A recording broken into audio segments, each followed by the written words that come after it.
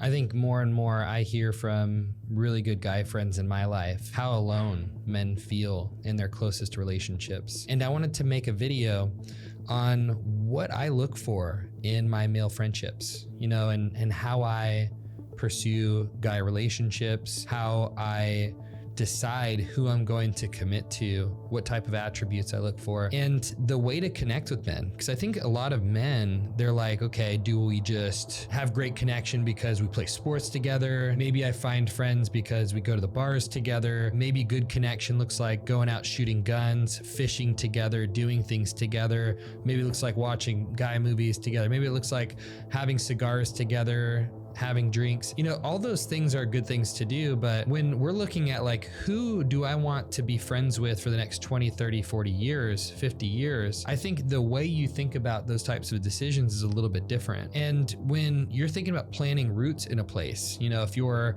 a father or a husband and you realize like, I really need guy friends more than ever because in my relationship, I need to have some space here and there. I need to have men to call out who I am and my identity. You cannot get your identity from your wife. You cannot get your identity from your kids. You can't even get it from men in your life only. You need to get it from the Lord, but also you need to have men in your life that are able to call you into your identity. Men that are able to be a voice to you. Men that are able to be vulnerable with you and demand vulnerability from you. Men that are willing to call you into your highest self, your true self, your identity. And I think more and more I'm starting to see men don't have that. We don't have that.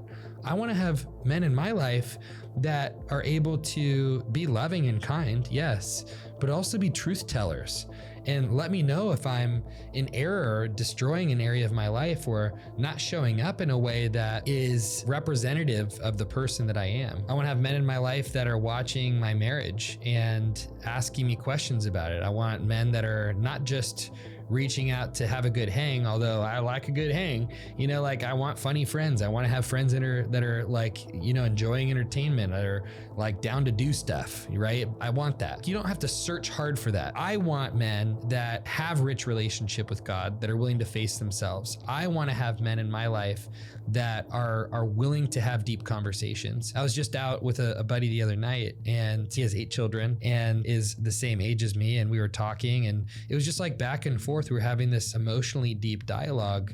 And I was like, this is very rare for men to do. I think a lot of men feel inadequate to have those conversations. I think a lot of men feel uncomfortable having those conversations. I think a lot of men, their fathers never had conversations or dialogues like that. It's like rinky dinky. I was literally having a conversation with my dad too, maybe a few months ago on my podcast. At one point he said that we had gone on this trip when I was like 7 or 8 years old, and it was like for a soccer tournament, and it was him and me, and we were in a hotel room, and he was like, what do I do with this kid? How am I supposed to connect with him? Like, I don't even know what to do. Like, do we go to a movie? And he shared that with me, and I immediately felt sad that my dad didn't know how to connect with me. I play with my little 2-year-old, he's almost 2, and we roll around and play, and I'm just eye to eye with him. I just want to be eye to eye with him as much as possible. I want to play with him. I want to enjoy him, his little quirks, the things that he says. I want to wrestle with him. And I want to learn about the things that get him excited, that makes him have fun. I remember not feeling that a whole lot growing up. Like, there's a lot of voids where I wish my dad was there. And he was working hard. He was traveling a lot for his job. His job demanded him to travel. He was fighting an alcohol addiction. There's a lot going on there, but I remember it caused me a lot of pain because of those things. And it affected the way I showed up with men. I didn't know how to connect with men. I didn't have a lot of friends in junior high or elementary school. I had to learn how to do this. But the thing that helped me learn how to connect with men was learning how to connect with myself, getting to a point where I actually liked myself. And I think far too many men live in shame transferred from their parents, shame because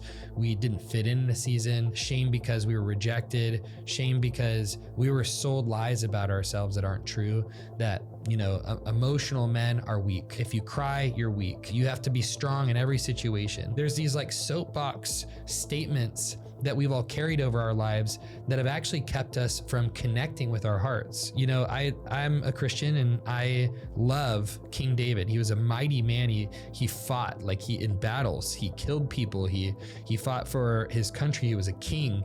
He was elevated to his kingship. He was authoritative, honest. He just had all these character traits that I look at, I'm like, that's a freaking man. And it says in scripture that he was a man after God's own heart. If you read the Psalms, so many of the Psalms in scripture were written by King David, and he was a musician. He was a heart-led man. He was led by his heart. And sometimes it led him to impulsive decisions, but he learned from those things and he was willing to own his mistakes. When he had an affair with a woman, had that woman's husband killed, he owned up to it when a prophet called him out on it. And he also many times had the ability to further his call from God to be king by killing Saul. He was given Saul's life in multiple situations, but he decided not to make it happen on his own strength. He trusted God. And I see this man that I'm like, that would be a great person to know. Somebody that had the power and ability to kill anybody at any moment.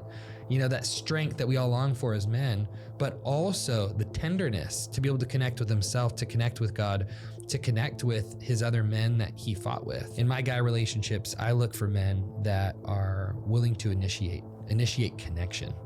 Not just initiate things to do, initiate connection. I had a friend that has reached out to me probably 4 or 5, 6 times, stating, dude, I love you. Like, gosh, the way that we get to go deep and also have fun and connect about things on our hearts, it's just incredible. I look up to you so much. He said all these things and he said it multiple times. And then he's like, I'm going to XYZ and commits to these things emotionally because he feels them, but then his actions never back it up.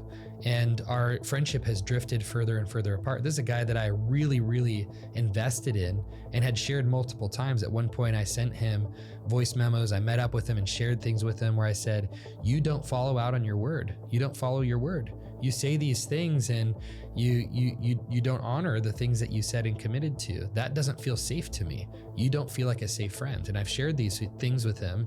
And I'm like, I want to feel like we are connected, but I feel pain in our relationship. And he hasn't had the ability to change his behaviors because he's doing the best he knows how with his own capacity.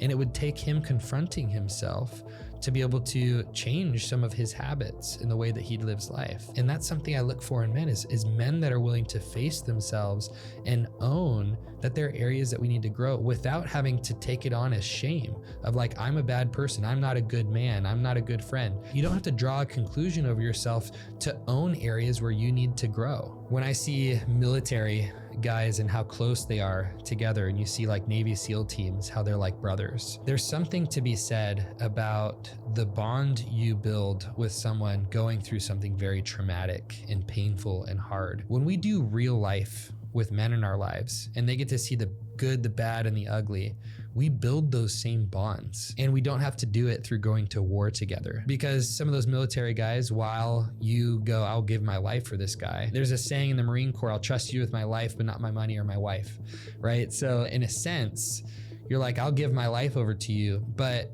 if I'm going through something hard, you're probably not gonna be the first person that I trust in my life. Right? If I'm going through something emotional or relationship pain, you might have one of those guys go, let's just go get drunk and go find some honeys. It's like, that's not the thing that you need in the moment where your heart's going through something painful or you're experiencing a disconnect in your marriage. You need somebody that's gonna go, you need to fight.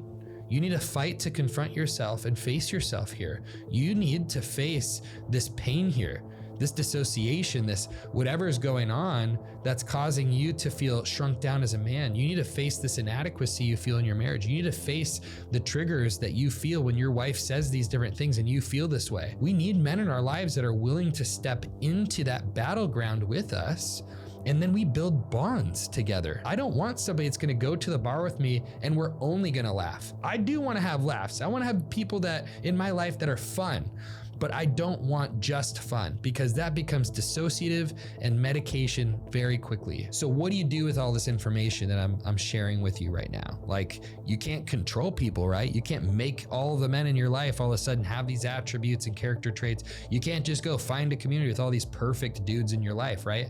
No, you can't. But what you can do is you can be all of those traits and characteristics yourself. You can be the initiator. I've learned in my life that it's just a burden that I have to carry to be the initiator of connection in my relationships with men. That's okay. I've done a lot of self-growth and self-discovery in my life. I'm willing to be a leader in that capacity with men around me.